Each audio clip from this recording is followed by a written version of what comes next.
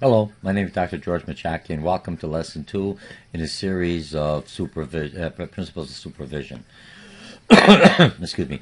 Today we're going to be talking about ensuring high quality and productivity as a supervisor. How do I, as a supervisor, bring that quality and productivity within my team without being over aggressive and over demanding, but becomes part of the team culture? How do I create this? This is what this series is going to be on today. Again, my name is Dr. George Mochocki. You're taking me an online class, face-to-face class, a hybrid class, a workshop, or one of my seminars. All right, so let's first talk about total quality. Just as a general. Total quality management, everyone in the organization strives for it. It used to be have quality circles. So you do the job, and then somebody else would come along and say, hey, here's what you did wrong. You're doing having the horse behind the cart, for lack of a better word. You want to make sure that the quality is done right at the beginning when the individual is doing the work at that time, and have some kind of a control process or measurement to make sure that the work is coming out quality, or maybe some kind of cross-functional teams, but not afterwards. It has to be always embedded in every part of the process. So you have Phil Crosby, not Bill Crosby, the comedian, and he basically, when I looked at him, remember, if you're taking me for any of the paid seminars or college classes, you basically will have my concept maps already there. Otherwise, you could contact me at the end as my address, and I can send you one. Believe an organization should be injected with integrity, right? Quality, you got integrity, so you got to have, my workers have to have that culture. System that measures quality, that's basically total quality management. Communication about the process and achievement. Why do customers like us? Why do they hate us? Good reports, bad reports. You have to have the balance. Here's what they're saying, so we as a team could creatively, underneath your leadership, working together as a collective, learn and how to minimize our exposure, minimize our bad publicity to our customer base, and improve our good qualities so people buy our products. Okay, operation that educates suppliers and employers and develop quality. You have to think quality, live quality, be quality.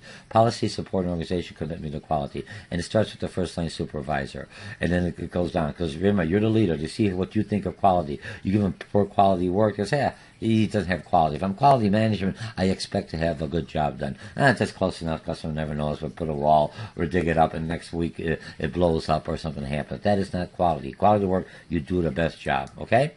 And now you got Edward Deming, the Deming things. To achieve product quality, the organization must, let me see if I can make this a little larger here. That's good enough. The organization must continually improve not only the product design, but also the process of producing it. Just for those who are viewing it, you may be viewing it in a small caption, except if you watch it on your smartphone. But you have in the box here, you have a little box here. Click on that and it'll open up for the whole screen. Then you'll be able to read this. And remember, you can stop me, turn off the volume if you want. Just look at the concept maps. I'm always supplying the concept maps, and it just gives you a quick overview. This is just another way of presenting information other than utilizing a PowerPoint system. Okay, and then you have Joseph Jargon, another quality expert. Management seeks to maintain and improve quality through the efforts on two levels: organization as a whole and individual department. So the company as a whole has to think quality, and then how do I make it is by the individual that's part of the whole organization. Okay, now ISO. When I look at ISO, International Standards Organization, they basically measure quality. If I'm looking at, most organizations are working in a global environment. In a global environment, just like here, we have to have, if you buy a kind of electrical product, you have to have the UL approved, or just another approving agencies that it's electrically safe. If I'm selling and buying anything else in a country outside the U.S., I have to be ISO 9000. All that means that I have a process that they know, here's where the supply came, and it went into this batch. This batch produced this. So when we have problems with our key and ignition, that was a big thing. General Motors, I think, or Ford or Toyota, one of them had here. I don't want to mention anything else. Might have to bring bad publicity through my YouTubes. Okay, so one of them, they all have some kind of issues with it. But if they had an issue with the problems with the brakes or something else malfunctioning, they could, because of the ISO 9000, for everything is labeled, who did what time. Every part has an ID number, and this goes into to that RFID, radio frequency information, you know what I mean, where they have a little microchip. But they have a process, so if something goes wrong, they could track it down. It went well to here, and here also we have some quality issues, or it broke down in here. So they know that's not all their work, but they could minimize and they could isolate and call the customers that are affected. That's why they always ask you when you register, give me your serial number and your social security serial number and your address, and we'll be able to find it. Now, ISO 14000 is voluntary standards for the environment. So if I want to say I am environmentally safe, not just put a label and somebody catches me later on, oh, he's not really environmentally safe. By being ISO 1400, basically tells me that I am environmentally safe. I have a process, I am accredited, I have something in there. So ISO is a very important labeling in a lot of manufacturing, even education. ISO approved depending on the industry and the discipline or that has an ISO certification. Okay, now quality control. It basically look at quality control. I look at anything that in quality, and we'll talk a little bit later on quality. Okay, let's quality control, size, frequency, and I'm kind of jump on this because I'm going to push this like right about put that here. All right, and then I'll put this one down here. I'm changing this so I don't have to do it later on. Okay, so quality control. It's just related to color, frequency, and we're going to talk about this with quality dimension. But one thing you have to understand what you're benchmarking. Part of your quality, you have to have a baseline. A baseline is where is 100% no defect, 100% right, nothing, everything wrong. And sometimes when you're looking at customer satisfaction, you're benchmarking against the best company in the industry. So I may not be benchmarking against Ford Motor if I'm not in the auto industry, or Mercedes-Benz if I'm not in the auto industry. I may be benchmarking. Who am I benchmarking? Who is the number one in the industry everyone's looking up for? That's the benchmark. That's my baseline, because that's what customers are looking at. Here's the baseline going forward. If I'm looking at the best, if I'm looking at the Apple iPhone and Samsung's coming up, what do they have that Apple iPhone have? Right now, you've got brand recognition and a loyalty, for lack of better words, is keeping Apple very strong. You got brand loyalty, people don't want to give it up. It has a prestige. It has a brand awareness that Apple's for the affluent and not for the everyday person. But Samsung, if you look at the things, is comparably the same. So, but you're comparing that way. But Samsung is the same. We're just as good as Apple because now Apple is the benchmarking. Okay, so you have that. That's quality control in a nutshell. You have to, because customers want the best price at the affordable price, the best price at the highest quality for the money delivered tomorrow. Welcome to America. Welcome to global economy. Now, you're a first-line supervisor, whatever you're supplying, a goods, a service, a products, a haircut, you have to have that same momentum, because that's what your customer base is looking. Everyone's looking for that. Because an environment, well, how much I'm going to make that dollar or that yen or that peso or that baht, whatever I'm talking about, and make that as strong as I possibly can. International. Okay, quality dimension. Let's look at quality dimension. When I'm looking at quality dimension, to look at this quality control, I'm looking by standards of specification or benchmarking or standards that the customer says I had to meet these qualities because we had zero defects or whatever. Okay, continuous improvement. That's what quality control. I always strive to do better. Every year I try to do better than what I did before. I try not to get into that, unless you get 100%, then you always find another market because you maximize it, or something else is going to happen. Performance. I strive for performance. I look at the features of the product. I look at how reliable the product, because that's all brand. I'm building a brand for my name, for the company that I'm performing. Conformance. How does it conform to other products, to my competitors? Durability. Is it durable? Because if they're paying a high price, it should be more durable than if they're paying a lower price. Serviceability. Do I have service centers? Are the price? Is it a throwaway product? Aesthetics. How does it look? Does it kind to the eye? Is it environmentally safe? There's the one they didn't put in there, but that should be one of the quality ones. And perceived quality. Let me put that one right in here, because that's how we should be doing this, right? I'm going to go environmentally safe. Okay? If I spelled that wrong, yes I did. Thank goodness for spell check. Okay, we good? So we're all set, all right? That's quality. Now, steps for every employee to improve. Now, these are just regular steps. Identify the quality problem. You're going to have all kind of problems. What are the biggest ones that are really upsetting for customer? That's why your system should be tied into customer satisfaction plus customers' response. What are customers upset? You don't like the color, the paint's chipping up. Even though this product lasted 50 years, I look at it, and every day I look at this thing, and there's that chip of the paint. But it's working 100%, but that chip is bothering me. It's like someone's talking to you, and you got to spit on your face or something. I hope I don't. All right? But that's where you're looking at. Okay. Select the problems to focus on first. Analyze the problem to identify the cause. Remember, when you're looking at identifying the cause, the hardest thing is I'm trying to take care of the symptoms. If I have a rash and I keep on putting the cream on the rash goes away. When I stop the cream, the rash comes back. I just resolved the symptom, but not the rash. I go to the doctor and everything else. He says, I need my tonsils removed. I said, what my tonsils got to do to a rash? Because of whatever the body is, I'm not a doctor. I remove the tonsils, and all of a sudden the rash goes away. I don't need the cream anymore. But I had to understand what the cause is, not the symptoms. A lot of times, it's easier to solve the symptoms because it's quick. Okay? It's the first line super. Improving productivity. Now, there's several ones.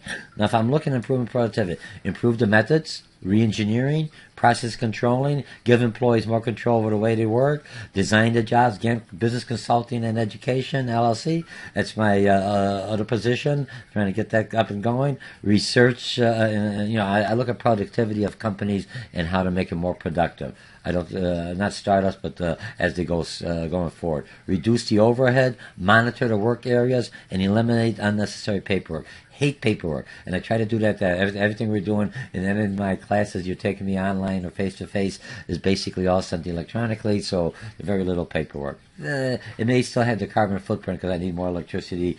I used to work for Convent, more electricity to cool the the servers because they're bigger and bigger, and pushing the wire and everything else on there. So I'm just shifting it from fossils and everything else to either nuclear or something else, but I'm still utilizing more electricity. Okay. Now the next one here. When I'm looking at this one here, this one let me go. Let me just close these off so we could kind of look at them one at a time. This is a lot here. Remember, I'm looking at quality, and quality will take care of all this. Use the budget. Review the budget's reports constantly. The budget is one of your control mechanisms. I spend so much to do this task. If I'm over budget, okay. What happened? Did my labor costs go up? Did something change in the environment? Or do my supplies go up? Or what happened? Or is the guy, or training, do I have a training issue? Or do I have to change my budget, my cost amount? Okay? So, why didn't I make the budget? Customers didn't call in. Something happened. Do I adjust my budget going forward or whatever? You have to, as a control mechanism. How do I increase output? Is it the employees? Are the costs being reasonable? Let me move this over here, right? Increase output without boosting the cost. Ensure the new output goals are reasonable. Communicate new goals carefully. Electronic monitoring. Okay, next one. Improvement methods. Re-engineering. You don't have to redo the whole company, not the whole thing. One department is having a problem. Re-engineer that department. It's like anything else. Could I change something? I got bad, one tooth's bad, so they replace it with a crown on another one. I don't want to do a full partial. But they're re-engineering. They don't replace the whole, well, maybe down one day they will. But as it is, it's not. So, design the jobs to be interesting, to keep the individuals. Get them involved. Be always continuous learning organization. Give employees more control over how they work it. Still have the goals. Here's the quality. How do I get to that quality without cheating or doing something else? It's basically reducing the cost. How can it be more cost effective? Minimize the waste. You don't see too much waste. The computer says every penny is there. Very little waste. Waste is a cost that you can't afford. You utilize every process, every little thing. I'm a tree company. I cut down all the trees. People don't want to move it away, so they pay me to move the trees away. What do I have? I have to pay the landscaper. No, the landfill. They say it takes a long time. I shred the trees into wood chips. Now I turn around, put a little red dye. I resell it. I get the supply for nothing. I resell it, make a profit on the supply and everything else. And I'm giving back to the economy. The invisible hand. I'm using the product. Everything else that I would throw away, I reutilize it. Could I use it again? Could I sell it again? Could I do something? I may not make much money. Which is cheaper, to sell it or to basically, to throw it away or to get some salvage value? Recycling. That helps the environment overall. Okay? And plus it helps because that's money back into the coffer. I can utilize something else. Regulate the level of work. Ensure Adequate planning for required work. Work with others to examine and solve workflow. Use temporary employees during peak period. And you see that. Yeah, that's outsourcing. It's nice to have it, but sometimes the customers, something will happen in the environment. I need more. Not because of snow blizzard in Boston, so they may not have enough snow blowers. They make so much for regular winter, so they may have an increased production, but it's a short time lived. Get that production before people don't need the snow blowers because summer comes in there. So I will pay more to get that done or buy from my vendors that's similar to mine, and they put my labor or do my specifications a little bit. Install modern equipment. That has to be enough. And that's computers, it's FaceTime, it's technology we're doing right now, talking on that, train and motivate employees. This is the biggest one that hurts employees, businesses, is absenteeism and turnover. Because basically the individual is no longer productive, is not there. Somebody else has to do the job of two, or somebody doesn't do that one task, which slows down the whole process. You have to have the employee. I'm not saying the person's sick or just something happened, but you have to have cross-functional training, or you have to have a fallback, bringing a temporary worker, or you have an outsource if it doesn't happen. Okay? Ooh, I'm trying to get this down. I'm trying to keep it under 15 minutes. And the last one, I could have done it, is Malcolm Baldrige Award. It just shows that the companies who received that, this is the wrong number here, that received that basically are the leaders in total quality. So that takes care of it for our lesson 2, ensuring high quality productivity from a first-line supervisor's position. Remember, you're the first-line supervisor. You're the one looking at the task. I, as a middle manager or somebody else outside, consultants looking at that, they just see the outside. They don't know. I could say, I bring in this new process. You have to see, how do I train the new individual? I bring in a new tool. It takes them a while to learn a new tool. People who used to write stuff, not to type everything else in. No one does any writing. It's a new tool. You have speak recognition software. That's a new tool. So it helps me so I don't type. I can talk faster than I could type. All those are tools, but I have to learn it. I have to modify the tool. I have to be able to speak. I have to be able to speak in front of the audience now, knowing that all I see is a camera in front of me, but all you see is my face coming towards you. Say, please, this is what you have to do. Remember, you're a first-line supervisor. Emotion. Be yourself. Don't be cold. Don't be callous. Try to be emotional. Male or female. Don't be too aggressive. Don't be too lenient. You're a supervisor. Getting the task done. Your job is to meet the company's goal fairly, ethically with the individuals, but persuade them. You will still always have the punishment as your last tool. You could fire the individual. That should be your last tool. It's easier to change the individual. Try to motivate them. Get them to do there as a supervisor, and always stress quality, total quality. Do the best you can, total quality, because if you do a good product, customers come back to you at a fair cost, and they're going to come back and buy your products. They buy your products. Basically, you say, look what we did. We won this total quality. We had no errors. That's the reward. That's the self-thing. That's the cohesiveness of a team of first-line supervisor. You're the one that's got a reward and say, look, we've done this, and we've done this. Not I done this. We've done it as a team, and it's by the leadership of the supervisor. So quality is very important in everything we do as a first-line supervisor, every employee. And I'll talk to you for the next series in lesson 3 or chapter 3. My name is Dr. George Mochocki. Bye.